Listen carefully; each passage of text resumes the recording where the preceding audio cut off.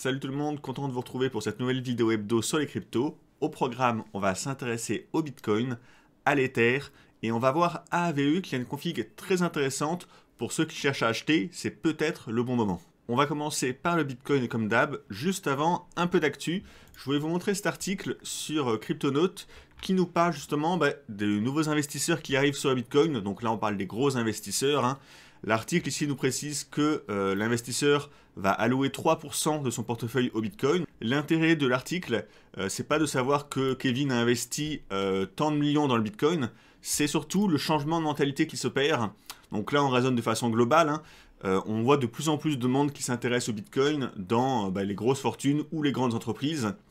Et là, c'est un ancien détraqueur des crypto-monnaies et du Bitcoin, hein, qui disait que c'était de la merde, que le Bitcoin c'était un burger géant de rien.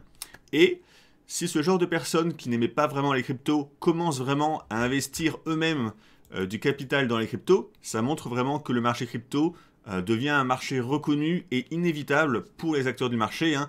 Qu'on aime ou qu'on n'aime pas les cryptos, ces gens-là, ils vont là où il y a de l'argent, là où il y a des bénéfices à faire. On a d'ailleurs aussi la banque Goldman, hein, qui se remet aux cryptos, qui avait déjà monté un premier trading desk en 2018, mais qu'il avait arrêté suite à la baisse du Bitcoin. Là, ils vont le relancer, donc on voit vraiment qu'il y a une espèce de hype autour des cryptos. Et que ce soit pour des raisons opportunistes ou pas, à la limite, on s'en fiche, hein. On voit bien que c'est quand même très très porteur, hein. Pour les graphiques, hein, regardez le Bitcoin. Alors forcément, c'est le Bitcoin, hein, qui en profite le plus largement actuellement, parce que c'est l'actif que tout le monde connaît. C'est là où vont se placer plutôt les grands groupes qui étaient jusqu'à maintenant parfois réfractaires, parce que c'est celui qui est le plus en vue, c'est celui qui est demandé par leurs clients également. Donc on va passer maintenant à l'analyse graphique sur le Bitcoin. Donc là on est en graphique mensuel. Donc en mensuel, hein, ça se passe de commentaires, ça explose encore en ligne droite. On va du coup plutôt regarder à plus court terme en journalier. Donc un actif haussier, hein, il faut être acheteur si vous jouez en swing. Le seul problème, la difficulté, c'est d'avoir le bon timing. Donc là on est en format journalier. On voit qu'on a une belle tendance haussière, hein, avec toujours, hein, quand on a des tendances haussières, une phase de hausse, une phase de correction ici, suivie par une nouvelle phase de hausse. Là on a fait une nouvelle phase de correction. Donc la grande question, c'est est-ce que cette phase de correction est finie et qu'on va reprendre la tendance principale haussière qu'on avait, comme on a fait ici, hein, phase de hausse, correction, et on a repris la tendance haussière. Ou alors, est-ce qu'on va avoir une deuxième phase de baisse? Donc phase de baisse, là on va avoir une petite hausse comme on a actuellement depuis le début du mois, hein, suivie par une nouvelle phase de baisse. Donc c'est un scénario qu'il ne faut pas exclure, hein. C'est quelque chose qui est relativement courant dans les marchés. On a souvent une correction qui va se faire en deux temps, donc en deux phases de baisse, soit trois mouvements, un mouvement de baisse, une petite correction haussière, un nouveau mouvement de baisse. On a vu ça un peu ici, hein, de la même façon, avec une phase de baisse ici comme ça, une phase de hausse ensuite, et une nouvelle phase de baisse qui nous a amené ici. Donc une baisse toujours pareil, hein, qu'on a fait en deux mouvements de baisse. Donc là on pourrait avoir le même scénario, mais ça reste qu'un scénario. Les cours pourraient très bien repartir directement à la hausse sans faire ces deux phases de baisse.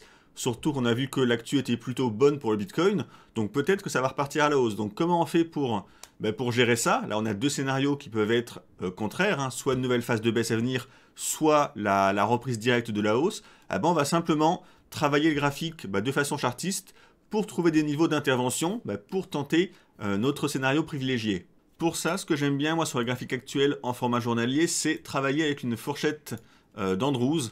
Donc la fourchette, on va simplement choisir 3 points et ça va nous tracer un canal haussier parallèle. Donc là, on va prendre le point bas avant la grosse phase de hausse.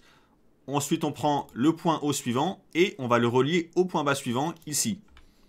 Ça nous trace automatiquement la fourchette, donc c'est un canal haussier simplement, hein. Mais en plus de ce canal haussier, on a des niveaux intermédiaires ici en pointillé, c'est les niveaux à 50%. Donc ça veut dire qu'on a des médianes du canal. On voit que ces niveaux ont quand même des belles réactions. Regardez, là on l'a testé, pile poil le niveau 50, je vais grossir un peu, ça a rebaissé. Là on l'a testé par au-dessus. Donc voilà, c'est un canal haussier. Donc on peut se dire que tant que les cours sont dans ce canal haussier, c'est que la tendance et la dynamique en tout cas à court terme est plutôt haussière. Ça a bien canalisé la baisse qu'on avait ici, hein. Rappelez-vous, hein, on a tracé le canal à partir de ce point, ce point et ce point, et automatiquement, on avait déjà cette ligne qui a bien canalisé la baisse. On a fait une petite mèche en dessous ici, ça a rebondi, là on le reteste, ça rebondit un peu. Maintenant, reprenons les scénarios qu'on a fait avant. J'ai dit que soit on allait repartir directement à la hausse, soit on allait faire une nouvelle phase de baisse. Donc ça fait un peu réponse de Normand, on propose les deux scénarios. On ne prévoit pas le futur avec l'analyse technique, on ne sait pas quel scénario va se réaliser. Mais c'est pour ça qu'on fonctionne par étapes. Ici, on a un canal haussier parallèle. Quand vous avez un canal comme ça haussier, ça vous montre en fait le niveau de la hausse, le rapport entre le prix et le temps. À chaque fois qu'on reteste le bas du canal haussier, en théorie, pour garder une dynamique haussière, les cours doivent rebondir. Ça veut dire que si jamais on repassait sous le canal haussier, cette dynamique temps et prix ne serait plus respectée, parce qu'on n'aurait pas rebondi en dessous. Ça voudrait dire qu'il y a quand même des bonnes chances qu'on ait une nouvelle phase de baisse. Donc du coup, je vais refaire un peu de place ici, on peut se dire que tant qu'on est dans le canal haussier, la tendance est strictement haussière. Si on en sort par le bas, faudra se méfier, on pourra avoir une phase de baisse un peu plus importante. Alors ne faites pas ça au point près, hein. Vous mettez un niveau ici, là on a un petit niveau à l'horizontale, les mèches basses. Si jamais les cours devaient sortir du canal et venir plus bas que les mèches basses ici, donc passer en fait sous les 46 000 pour arrondir, on pourrait prendre ça comme un signal de baisse, comme quoi on aurait bien une nouvelle phase de baisse à venir, un peu plus profonde, hein, qui viendrait tester potentiellement le niveau à peu près des 40 000. Donc voilà, mais tant que c'est pas fait, tant qu'on n'est pas passé sous les 46 000, on peut se dire que la dynamique est plutôt haussière à court terme. Donc pour moi, il vaut mieux tenter de rester acheteur. Et on changera notre fusil d'épaule, notre scénario, si on clôture sous les 46 000. Alors attention aux mèches, hein, peut-être qu'on va baisser, faire des mèches basses sous la fourchette d'Andrews. Mais voilà, si on clôture en format journalier sous les 46 000, pour moi, ça annonce plutôt une nouvelle phase de baisse. Tant qu'on est au-dessus et qu'on est dans la fourchette, le marché est plutôt haussier. Donc je recommanderais plutôt de chercher des achats à court terme. Là, pour ceux qui veulent acheter, si on reteste la fourchette, ça peut être une zone, hein, donc ça nous ramènerait vers les 49 000. Donc soit en fait entre maintenant et si on baisse un peu vers 49 000, ça pourrait être des zones d'achat pour jouer le rebond dans la fourchette. Hein. Là, le bas de la fourchette, c'est un support. On l'a testé, ça a rebondi. On l'a retesté ici, ça a rebondi. Donc là, on voit que ça fait rebondir. On est en tendance haussière. On a un support sous les pieds pas très loin. Ça peut être mis à profit pour tenter d'acheter, pour jouer la poursuite de la belle tendance haussière qu'on a. Hein. Hypothétiquement, on peut retourner chercher les points hauts vers les 57-58 000, voire même aller encore plus haut. Hein. À long terme, rappelez-vous le graphique en format hebdo, on voit que c'est hyper haussier. Donc là, si vous prenez des achats, le but c'est de réussir à les tenir le plus longtemps possible pour gagner des hausses à 2 chiffres minimum.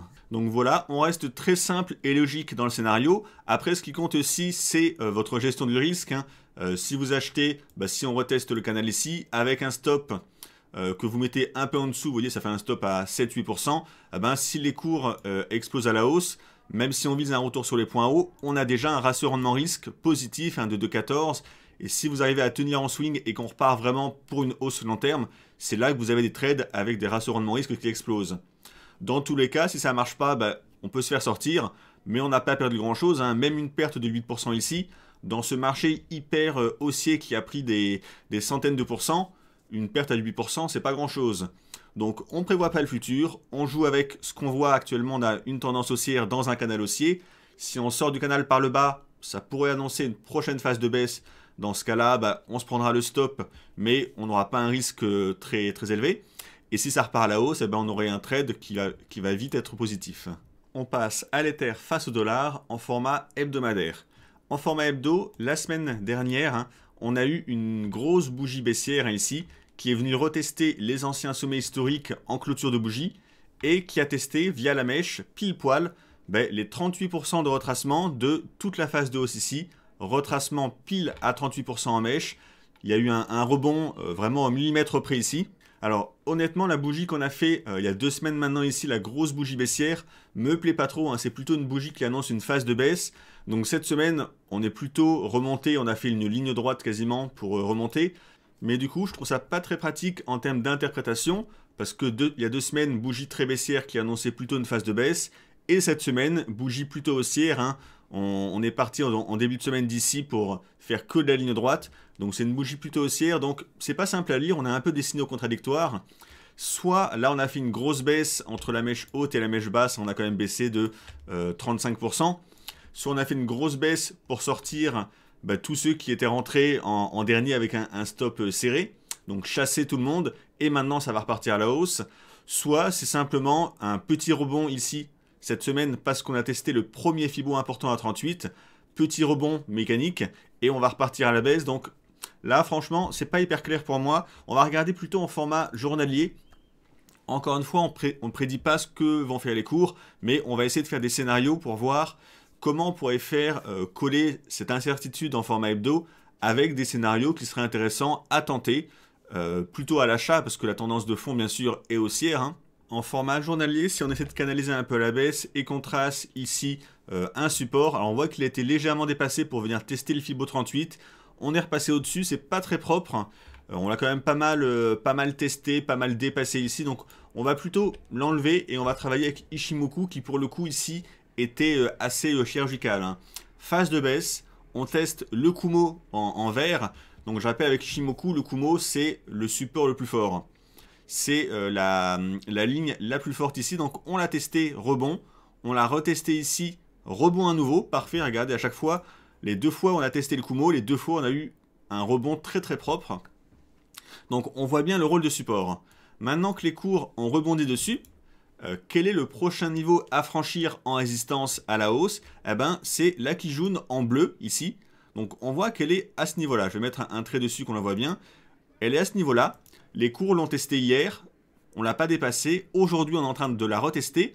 Donc il faudra voir en clôture de bougie, est-ce qu'on va réussir à repasser au-dessus? La Kijun, c'est une résistance à la hausse. Donc maintenant qu'on est dessous, elle bloque la hausse. Donc si on arrive à repasser au-dessus en clôture, ça peut être le signal de la reprise de la hausse. Donc ça, il faudra avoir en clôture journalière. Avec Ichimoku, on travaille vraiment en clôture de bougie. Donc pour l'instant, c'est bien parti, il faudra voir. Donc elle est à 1700 en gros, hein, là, enfin 1670 précisément.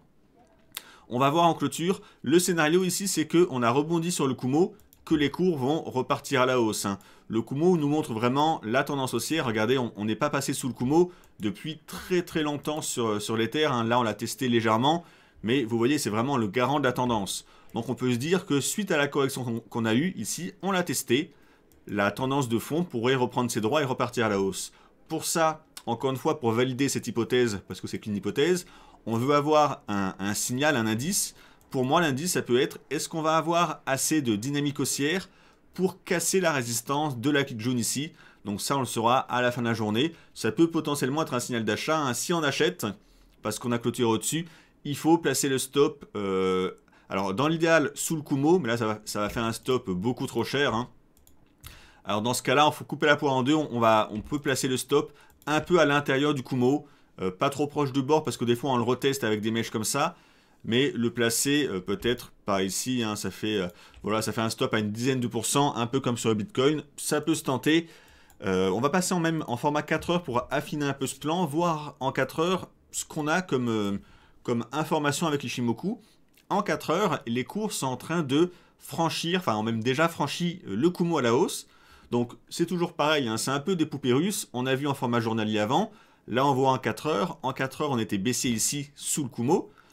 Là, on pénètre à l'intérieur du Kumo, on prend appui sur le bas du Kumo, ça repart à la hausse, on en sort par le haut, ça montre la dynamique haussière, hein, vu que le Kumo, dans ce sens, c'est une résistance. Si on en sort à la hausse, c'est plutôt un signal qu'il y a des acheteurs sur le marché, parce qu'on a cassé la résistance. Mais méfiance, parce que la Chikou qu'on a ici, donc la Chikou, c'est l'élément retardé d'Ichimoku, c'est la clôture des cours 26 périodes dans le passé. Donc elle est ici. Et avec Ichimoku, il faut également qu'elle valide le passage du Kumo, du nuage, à la hausse. Donc là, elle n'est pas sortie du nuage à la hausse au-dessus. Donc on n'a pas un vrai signal de reprise de la tendance haussière en 4 heures. Pour que ça arrive, il faudrait qu'elle sorte du nuage qui est ici à ce niveau-là. Donc qu'elle soit au-dessus des 1700. Donc vous voyez, on retrouve un peu le signal qu'on avait en format journalier. Hein. Je repasse rapidement en journalier. Je vous disais, j'aimerais bien qu'on clôture au-dessus de la Kijun en bleu, donc vers les 1700. Donc là, on a un gros regroupement intéressant à la fois en journalier. Si on clôture au-dessus de la Kijun en bleu, c'est un signal plutôt haussier. Et à court terme, pour avoir le signal de la reprise de la hausse en 4 heures, il faudrait que la Chikou dépasse le Kumo, donc qu'elle clôture au-dessus des 1700. Donc là, on a bien la même analyse possible dans les deux formats. Donc les 1700, c'est vraiment le niveau clé. Par contre, ça ne veut pas forcément dire qu'il faut acheter tout de suite si on est à 1700. Parce que la Chikou pourrait très bien casser les 1700. Donc là, on a le signal de la tendance. Puis après, rebaisser en longeant le Kumo ici. Ça veut dire que si on l'a dépassé, par la suite, on peut très bien retomber à 1630, voire même dans le pire des cas à 1500. Ça veut dire que, vu que c'est les cours qui sont répliqués, ça veut dire que les cours feraient le même mouvement ici, mais on resterait haussier. Et en format journalier, ça voudrait dire qu'on a franchi la Kijun ici à la hausse, donc on a clôturé à 1700 et quelques, mais si on a fait ça, ça n'empêche pas par la suite les cours, regardez, je vais le tracer ici, de revenir tester le Kumo ici pour rebondir. Donc en fait, la cassure des 1700, c'est le signal pour annoncer la reprise de la tendance haussière, mais ce n'est pas forcément le signal d'achat précis. Si ça se fait, on aura le signal que la hausse va reprendre, mais ça n'empêchera pas qu'on ait des phases de baisse qui pourraient revenir tester les 1570, le Kumo en journalier, avant de repartir à la hausse. Et on va finir avec AVE en USDT. Alors j'ai publié une analyse sur TradingView là-dessus dans la semaine, mais je voulais vous le montrer parce que la config me plaît vraiment beaucoup actuellement ici. Alors je récapitule un peu ce qui se passe sur l'actif. On a une très très belle tendance haussière. Si vous suivez un peu la crypto, vous le savez déjà. On a eu une phase de correction ici. Et je me dis qu'on est peut-être en train de sortir de cette phase de correction pour annoncer le retour d'une grande phase haussière. Qu'est-ce qui me fait penser ça? C'est que là, suite à la phase de hausse, on a eu une phase de baisse. Donc une correction, c'est plutôt sain pour la tendance, qu'on ait des phases de correction. Mais surtout, cette correction, elle s'est faite, là on est en graphique 8 heures, à l'intérieur d'un canal baissier parallèle. Un canal baissier parallèle qui apparaît suite à une forte tendance haussière précédente, c'est ce qu'on appelle un flag, donc un drapeau. Et les drapeaux, c'est des figures de continuation de la tendance principale. J'avais déjà montré ce AVE en USDT le 3 mars, donc il y a un peu moins d'une semaine. J'en parlais déjà et je disais qu'il fallait guetter la sortie du flag, parce que la sortie du flag, ça pourrait annoncer la reprise de la hausse. Vu que c'est une figure de continuation de la tendance précédente, on avait une plus grande possibilité de sortie par le haut que par le bas. Et aujourd'hui, en tout cas avec la bougie précédente, j'ai l'impression qu'on est en train d'en sortir par le haut ici, qu'on fait le breakout du canal, du flag. Et donc, on pourrait avoir une nouvelle jambe de hausse. Alors pour les flags, il y a différents moyens d'estimer l'objectif. Ça dépend un peu des analystes. Certains estiment qu'on peut mesurer la taille de la vague de hausse qu'on a eue ici, précédemment, et la reporter en fait à la cassure, enfin au point bas, qu'on a fait à l'intérieur du flag. Donc ça nous ramènerait à peu près ici. Vous voyez, ça peut nous ramener très très très loin.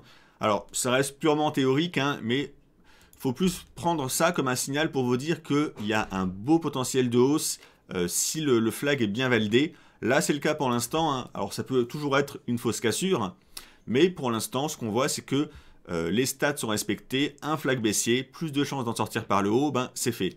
Si on rajoute Ichimoku en format journalier, on a également le Kumo qui était en support. C'est assez joli. Regardez, on a testé le Kumo, ça a bloqué les cours. Le lendemain, petite mèche basse dans le Kumo pour sortir les acheteurs avec un stop trop serré. Et ensuite, on rebondit, comme j'ai dit avant, sur l'Ether. Le Kumo, c'est un support très fort avec l'Ichimoku. Donc on l'a testé un peu profondément. On rebondit dessus. Là, on rebondit en suivant le Kumo. Donc pour moi, c'est plutôt très très haussier d'un point de vue purement graphique avec le flag, la sortie par le haut actuelle qu'on est en train de faire. Donc elle n'est pas encore validée en format journalier, mais si on clôture par ici, vous voyez, on aura bel et bien cassé le flag par le haut. Donc pour moi, c'est très haussier. Et voilà, Ichimoku nous valide le rebond sur le Kumo, c'est plutôt sain. Prochaine étape pour la poursuite de la hausse, réussir à passer la Kijun ici qui est à 435. Donc là, je vois deux possibilités. Soit vous êtes un peu agressif, ce qui peut totalement se jouer ici. En format 8 heures, la sortie par le haut du canal baissier est actée. On a bien clôturé au-dessus. Donc soit vous achetez maintenant avec un stop un peu sous le flag, et vous espérez que ce n'est pas une fausse cassure, que ça va exploser à la hausse. Soit vous êtes plutôt prudent, vous ne vous positionnez pas maintenant parce que vous avez peur qu'il y ait un piège et que ça rebaisse. vous attendez et le jour où on passe eh ben, la kill jaune ici à 431, eh ben, vous achetez. L'avantage, c'est que si vous achetez ici, si on clôture au-dessus, ben, vous avez le Kumo qui est sous les pieds rapidement ici. Donc ça veut dire que vous aurez un stop relativement maîtrisé, hein, parce qu'on aura vraiment le support très très proche de là où on a acheté. Donc ça aura du mal à baisser beaucoup plus. Et si jamais ça baissait beaucoup plus, eh ben, c'est probablement qu'on aurait une vraie phase de baisse derrière. Donc on sortira rapidement, mais au moins on achète avec un support très proche de nous, c'est toujours intéressant. On a fini avec la vidéo, merci de l'avoir suivi. N'hésitez pas comme d'hab à liker et à partager. Et moi je vous dis à mercredi à 13 h sur YouTube pour le live. Salut tout le monde, bonne fin de week-end.